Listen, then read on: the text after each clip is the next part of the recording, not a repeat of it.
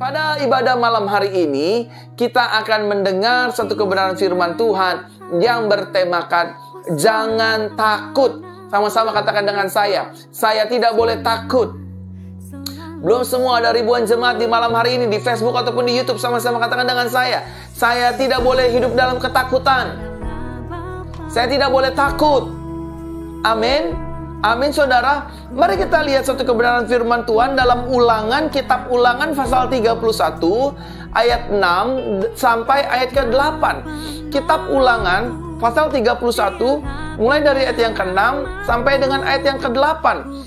Dikatakan demikian, jadilah kuat dan berani, janganlah takut atau gentar kepada mereka, karena Yahweh Elohimmu, dialah yang menyertai engkau. Dia tidak akan menggagalkan ataupun meninggalkan engkau.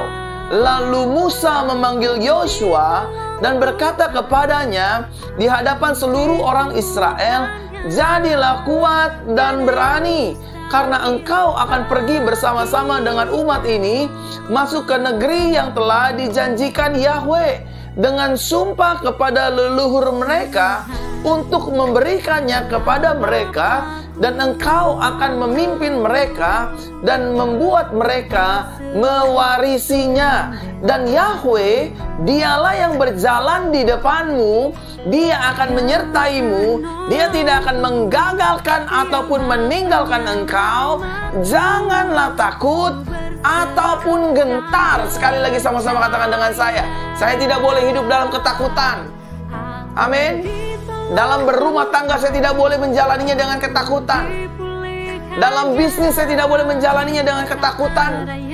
Dalam pelayanan juga saya tidak boleh menjalani dengan ketakutan.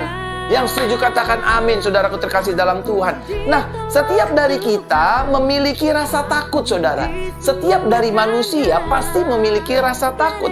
Namun Tuhan tidak mau saudara dan saya hidup di dalam rasa ketakutan. Sama-sama katakan dengan saya, Tuhan tidak mau saya hidup di dalam rasa ketakutan. Amin, saudaraku terkasih dalam Tuhan. Karena ketakutan bukanlah roh yang berasal dari Tuhan, melainkan ketakutan itu berasal dari setan untuk mengintimidasi hidup kita. Ketakutan itu bukan roh yang berasal dari Tuhan, tetapi ketakutan diciptakan oleh setan, diciptakan oleh iblis untuk mengintimidasi iman percaya kita, hidup kita, harapan kita, dan seluruh kegiatan kita. Iblis coba serang kita, saudara, dengan roh ketakutan. Salah satu senjata iblis untuk menyerang hidup orang percaya adalah dengan cara menebar rasa ketakutan di dalam kehidupan kita. Makanya Bapak Ibu Saudaraku terkasih dalam Tuhan, dengerin saya baik-baik. Kalau sampai ada suara di pikiran kita, di telinga kita, di hati kita bilang begini, sakitmu tidak akan mungkin sembuh, kamu tidak akan mungkin terima mujizat, kamu tidak akan dipulihkan, kamu tidak akan mendapat pasangan hidup, selama-lamanya kamu akan mandul, selama-lamanya kamu hidupnya tidak akan diberkati, kamu orang yang gagal, dosamu banyak, pelanggaranmu banyak, kesalahanmu banyak. Stop! Itu semua datang dari pihak setan, itu semua datang dari pihak iblis. Karena suara dari Tuhan itu membawa damai sejahtera, membawa sukacita, membawa syukur, membawa ketenangan, membawa kedamaian, membawa hidup kita dalam ketenangan. Sama-sama katakan dengan saya, setiap ketakutan bukan berasal dari Tuhan, tetapi itu senjata iblis. Jadi kalau hari-hari ini saudara sedang ditekan dengan ketakutan, dengan kekhawatiran, nanti perusahaanmu akan bangkrut, istrimu akan selingkuh, nanti suamimu akan selingkuh, gak akan pulih-pulih lagi, sakitmu gak akan pulih, penyakitmu gak akan disembuhkan, uangmu tidak akan pernah kembali, perusahaanmu akan bangkrut, karirmu akan mentok segitu-segitu saja, pelayananmu tidak akan pernah berkembang. Itu bukan suara Tuhan. Tolak dalam nama Yesus. tolak dalam nama Yesus. Bilang kepada Tuhan, aku anak kesayangannya, aku diberkati, aku dikasihi, aku pasti disembuhkan, hidupku pasti dipulihkan, keluarga aku diberkati, rumah tanggaku diberkati, daganganku diberkati, pekerjaanku diberkati, aku menanam padi, berkebunku, tambangku, usahaku akan diberkati Tuhan. Oh iya saudara, dalam hidup itu pasti ada masalah, dalam hidup itu pasti ada tantangan, dalam hidup itu pasti ada pergumulan, dan dalam hidup itu pasti kita akan menghadapi hal-hal yang tidak terduga. Tetapi percayalah, Tuhan saudara dan Tuhan saya adalah Tuhan yang setia, Tuhan yang menolong, Tuhan yang melindungi, Tuhan yang baginya tidak ada perkara yang mustahil. Namanya Tuhan Yesus Kristus. Yang setuju katakan amin. Saudara dan saya nggak perlu hidup di dalam ketakutan. Amin. Saya mengerti setiap dari kita pasti mengalami rasa takut. Tetapi Tuhan nggak mau saudara dan saya hidup di dalam rasa ketakutan. Jangan sampai rasa ketakutan itu memenjara pikiran kita, memenjara telinga kita, memenjara iman kita, sehingga kita pada akhirnya hidup dalam rasa ketakutan, sehingga kita pada akhirnya hidup di dalam rasa tidak tenang, bawaannya worry terus, nangis terus, sedih terus, dan lain sebagainya. Saudara, Tuhan bilang dalam Matius pasal 11 ayat 28, mari kepadaku hai kamu yang letih lesu dan beban berat, aku akan memberikan kelegaan kepadamu.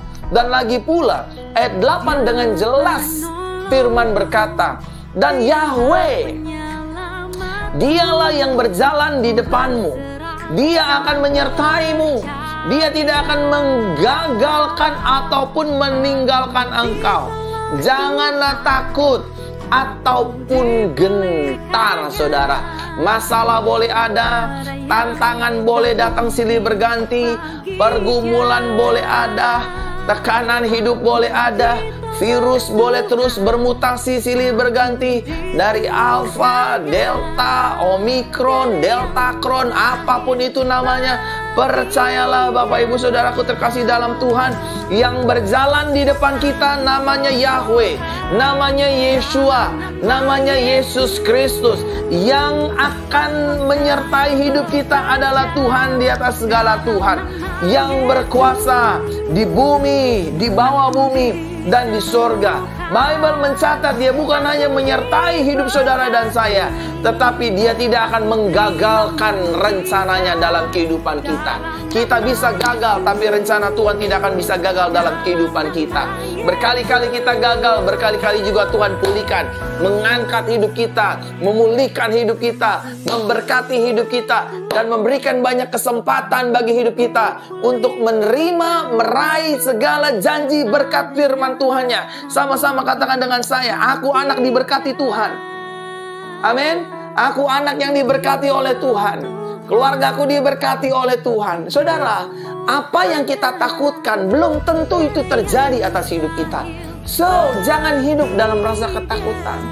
Untuk biaya hari-hari kita, untuk biaya minggu-minggu kita, untuk biaya hidup bulanan kita, tahunan kita, cicilan kita, tagihan kita.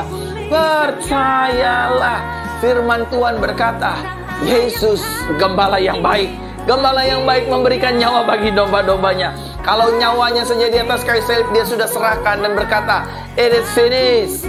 Apalagi hutang piutang kita, tagihan kita, sakit penyakit kita, pergumulan kita, permasalahan kita, maka dia akan selesaikan. Dia akan bela, dia akan menolong, dia akan menyertai, dia akan memulihkan, dia akan memberkati hidup saudara dan saya. Karena janji firman-Nya berkata, aku tidak akan meninggalkan engkau, aku berjalan di depanmu, aku menyertai hidupmu, aku tidak akan menggagalkan satupun perjanjianku kepadamu, dan aku tidak akan meninggalkan engkau. Janganlah takut ataupun gentar saudara. Saya nggak boleh takut, saya nggak boleh gentar. Amin. Karena iblis itu licik saudara. Setan itu licik. Coba ingin menyerang iman kita, coba ingin menyerang hidup kita dengan rasa ketakutan. Kalau kita udah diserang dengan rasa ketakutan, Ini dia kunci dia untuk mengalahkan iman kita kepada Tuhan. Oleh karenanya, malam hari ini Tuhan tidak mau saudara dan saya hidup kembali di dalam rasa ketakutan. Sama-sama katakan dengan saya, mulai malam hari ini, belum semua ada ribuan jemaat Tuhan yang menyaksikan siaran langsung ini. Sama-sama katakan dengan saya, mulai malam hari ini, saya tidak boleh hidup dalam rasa ketakutan lagi. Amin. Karena jelas firman Tuhan berkata, aku yang akan berjalan di depanmu. Wah, keren saudara. Kalau Tuhan yang berjalan di depan kita, masalah boleh datang silih berganti, Tuhan pasti menolong kita.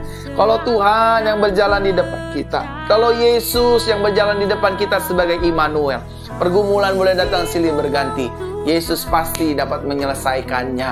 Yesus pasti akan membuka pintu-pintu yang tertutup menjadi terbuka. Karena Yesus berkata, I am the way, I am the door. Akulah jalan dan akulah pintu. Kalau hari-hari ini bisnis kita sedang tertutup, keuangan kita sedang keuangan kita sedang terpuruk, ekonomi kita sedang terpuruk, percayalah kepada Tuhan Yesus dan jangan bersandar kepada pengertian kita sendiri. Di dalam Yesus selalu ada jawaban. Di dalam Yesus selalu ada pertolongan. Di dalam Yesus selalu ada mujizat. Di dalam Yesus selalu ada kesembuhan. Di dalam Yesus selalu ada pemulihan. Ketika kita menghadapi masalah, Yesus yang akan menyelesaikannya. Ketika keuangan kita sedang bermasalah, Yesus Tuhan yang akan memulihkannya. Ketika rumah tangga kita sedang bermasalah, ketika kita berseru memanggil nama Yesus, maka Tuhan Yesus akan menyempurnakan, memulihkan, menjamah hati suami dan istri kita, dan rumah tangga kita kembali rukun, akur, hidup dalam ketenangan, diberkati, dan hidup dalam damai sejahteranya. Ketika bisnis kita sedang mengalami pergumulan, percayalah Tuhan Yesus akan menolong. Ketika jalan-jalan kita mulai tertutup, percayalah Yesus yang adalah pintu. Dia akan membuka pintu-pintu yang baru, berkat-berkat yang baru, bisnis-bisnis yang baru. Ketika kita merasa sepertinya sudah tidak ada jalan, percayalah Yesus yang adalah Tuhan, Yesus yang adalah jalan. Dia akan membuka jalan-jalan yang baru bagi kehidupan kita. Saudaraku terkasih dalam Tuhan, Yesus adalah Tuhan yang penuh dengan tanggung jawab. Dia adalah Tuhan yang penuh dengan belas kasih. Dia adalah Tuhan yang peduli, yang mengerti apa saja yang saudara dan saya perlukan, yang saudara dan saya gumuli, yang saudara dan saya sedang hadapi dan rasakan.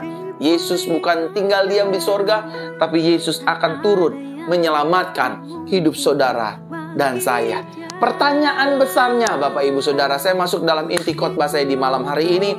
Mengapa Tuhan tidak mau saudara dan saya hidup di dalam ketakutan? Kenapa Tuhan Yesus tidak mau kita anak-anaknya, orang percaya, para pelayannya, tidak boleh hidup di dalam rasa ketakutan? Kenapa Tuhan tidak mau saya hidup di dalam rasa ketakutan? Yang pertama, yang Tuhan ajarkan untuk saya bagikan bagi jemaat Tuhan di malam hari ini adalah karena ketakutan hanya akan membuat hidup kita tertekan, stres, dan depresi. Kalau saudara terus hidup di dalam rasa takut, maka saudara tanpa saudara sadari, saudara akan merasa ditekan. Iman saudara akan ditekan. Pengharapan saudara akan ditekan. Ketika iman kita ditekan, pengharapan kita tertekan, maka kita akan stres. Ketika kita akan stres, kita akan maju ke dalam tingkat yang lebih tinggi, namanya depresi. Ketika kita sudah depresi, pasti kita akan mengambil keputusan-keputusan yang bodoh.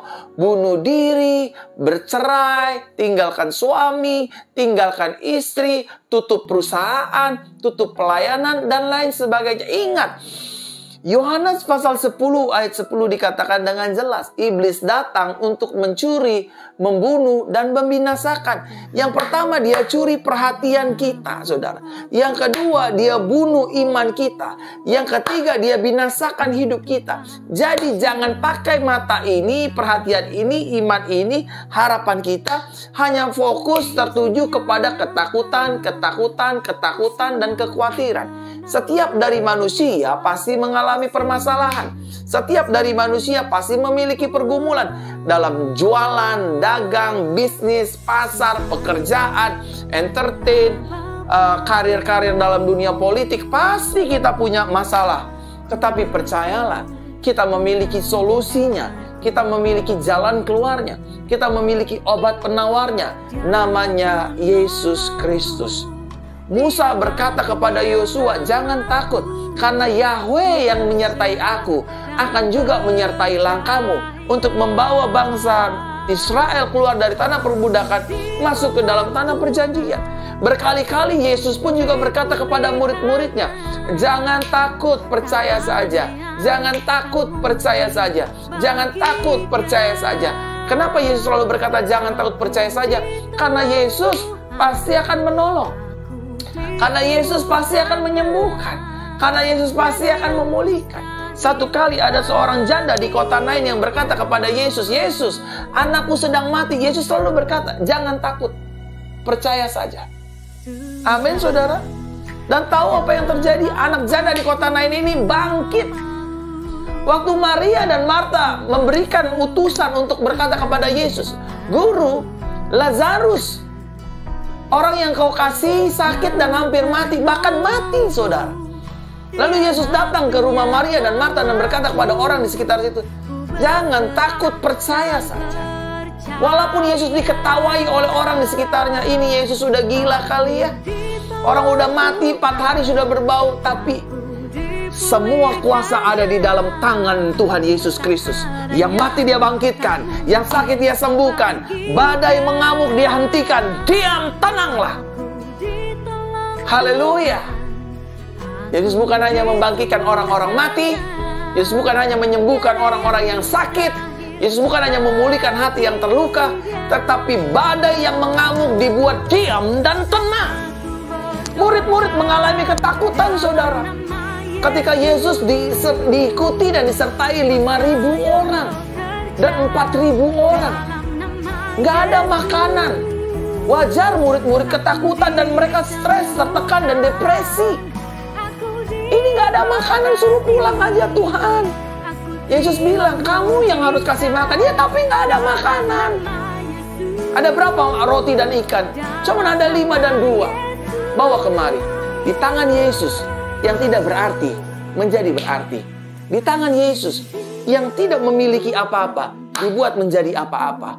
Amin. 5 roti dan 2 ekor ikan untuk memberi makan 5.000 orang. Gak mungkin. Tapi di tangan Yesus yang tidak mungkin menjadi mungkin. Yang tidak ada menjadi ada. Diambilnya roti dan ikan, diangkat ke sorga, menghadap mengucap syukur kepada Bapaknya, dan jadilah 5.000 orang menikmati berkat anugerah Tuhan. Ada beberapa roti kecil, ada 4.000 orang pun dibuat sama mujizatnya oleh Yesus. Yesus cuma berkata, jangan takut, percaya saja. Hari ini sama-sama katakan dengan saya nggak boleh takut. Saya harus percaya, hutang saya pasti ditolong, pasti dibayar, ekonomi saya pasti diberkati, pemasukan bulanan saya pasti akan dilimpahi. Tuhan pasti menolong saya, Tuhan pasti menyembuhkan saya, Tuhan pasti memberkati saya. Yang setuju katakan amin. Sama-sama katakan dengan saya nggak boleh takut lagi. Amin. Kalau kita takut, kita perkatakan firman, aku anak kesayangan Tuhan, aku diberkati, aku ditolong, aku dibela, aku disembuhkan, aku pasti disertai, aku tidak akan ditinggalkan, aku disayang Tuhan, aku biji matanya Tuhan, aku kesayangannya Tuhan. Amin. Jangan mau diintimidasi di pikiran, di telinga, di hati. Kamu gak layak, kamu orang gak benar, kamu pelacur, kamu gay, kamu homo, dan lain sebagainya, kamu penzina. Buang, tolak dalam nama Yesus.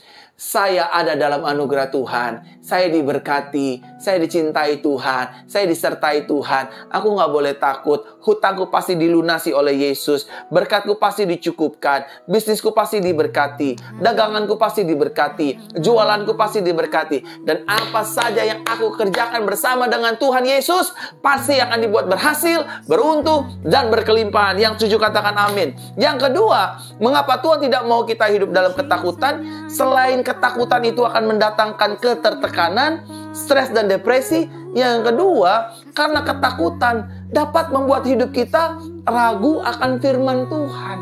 Nanti kita akan berkata kepada Tuhan, benar nggak ya Tuhan sembuhkan saya? Benar nggak sih mujizat itu masih ada? Benar nggak Tuhan menyertai keluarga saya? Benar nggak sih firman Tuhan yang berkata, Dia memiliki rencana dan rancangan yang indah bagi masa depan saya? Semuanya akan menjadi pertanyaan besar. Benarkah, benarkah, benarkah, benarkah? Coba saudara balik. Rasa ketakutan saudara menjadi rasa percaya penuh kepada Tuhan. Saya percaya, saya pasti ditolong, saya pasti dibela, saya pasti diberkati, sakit saya disembuhkan, mium saya dipulihkan, dagangan saya di pasar, di toko, jualan jamu saya pasti diberkati. Ibu Olin katakan amin, amin. Ibu Eja katakan amin, amin. Dagangannya pasti diberkati, usahanya pasti diberkati, keluarganya pasti diberkati. Setiap manusia di muka bumi ini pasti punya masalah, pasti punya pergumulan, pasti kena sakit dan lain sebagainya. Tapi percayalah, di dalam Yesus kita pasti ditolong. Di dalam Yesus kita pasti terima mujizat. Di dalam Yesus kita pasti terima segala yang terbaik dari Tuhan. Yang setuju katakan amin. Amin. Yang ketiga, saudaraku terkasih dalam Tuhan, mengapa Tuhan tidak mau kita hidup di dalam rasa ketakutan? Karena yang ketiga, karena ketakutan adalah tipu daya setan. Setan coba ingin menipu kita, mematikan iman kita, menghantam harapan kita kepada Yesus. Sehingga pada akhirnya dia berbisik di telinga kita, di hati, di pikiran, kamu gak mungkin sembuh, suamimu gak akan mungkin pernah pulih, rumah tanggamu akan bercerai, sakitmu gak akan pernah sembuh, bisnismu tidak akan pernah pulih, kamu pasti akan bangkrut, masa depanmu sudah suram, udah hancur berantakan, kamu pendosa, kamu penjina, kamu gay, kamu homo, kamu pelacur, kamu wanita malam, kamu gak layak hidup dalam anugerah Tuhan. Begitu terus saudara, semua ini kita tolak dalam nama Yesus. Karena ketakutan adalah tipu daya setan. Amin. Saya nggak boleh takut, karena Tuhan berjalan di depanku. Masalah boleh ada, tantangan boleh ada, rintangan boleh ada. Kalau Tuhan yang di pihakku, kata firman, siapa yang dapat melawan aku? Dan Dia bukan hanya ada di pihak kita. Yesus tinggal dalam hidup kita. Tubuh kita adalah bait Roh Kudus. Jiwa kita tentram, tenang di dalam Kristus Yesus. Dan yang keempat, Bapak Ibu Saudaraku terkasih dalam Tuhan, mengapa Tuhan tidak mau kita hidup di dalam ketakutan? Karena kita memiliki Tuhan yang besar dan hidup. Sama-sama katakan dengan saya, Tuhan Yesus saya adalah Yesus yang besar. Amin. Yesus saya adalah Yesus yang hidup. Artinya, hidup kita pasti ditolong oleh Tuhan. Hidup kita pasti disertai oleh Tuhan. Hidup kita pasti dipelihara oleh Tuhan. Hidup kita pasti disembuhkan oleh Tuhan. Hidup kita pasti disediakan mujizat oleh Tuhan. Dan hidup kita pasti selalu di dalam anugerahnya Tuhan. Saudara, saya menyadari hidup ini adalah anugerah Tuhan. Selalu saya berkata bahwa saya adalah produk dari kasih karunia Tuhan. Oleh karenanya saya percaya Tuhan saya besar, Tuhan saya hebat, Tuhan saya perkasa. Namanya Yesus Kristus. Saya tidak akan ditinggalkan oleh Yesus. Saya pasti disertai oleh Yesus. Saya anak kesayangan Yesus. Saya dibela oleh Yesus. Apapun masalahnya, pergumulan, tantangannya, Yesusku jauh lebih besar.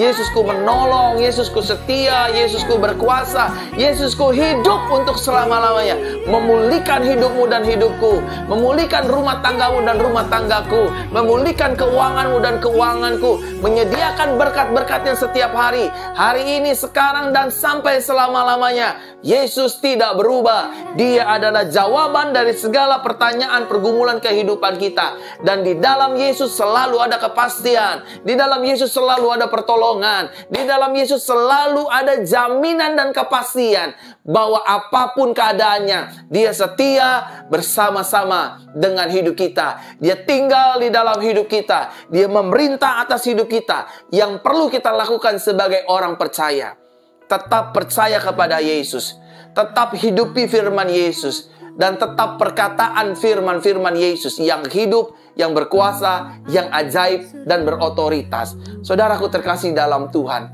jangan takut lagi. Sakitmu pasti sembuh, masalahmu pasti ditolong, pergumulanmu pasti dibela oleh Tuhan. Tapi Pak, saya jatuh dalam dosa, saya melakukan pelanggaran. Tuhan mengampunimu. Tuhan tidak melihat pelanggaran dan kesalahan dan dosamu. Jangan tengok ke belakang lagi. Jangan hidup dalam pelanggaran yang lama ataupun yang baru. Tapi hiduplah dalam anugerah Tuhan. Hiduplah dengan kuasa darah Yesus yang sudah menyucikan, memulihkan, dan menyembuhkan, serta membebaskan kehidupan kita. Ingat firman Tuhan pada malam hari ini. Jangan takut, percaya Yesus, imani, hidup kita disertai Tuhan, hidup kita ditolong Tuhan, hidup kita diberkati Tuhan, hidup kita disayangi oleh Tuhan. Amin untuk kebenaran firman Tuhan di malam hari ini.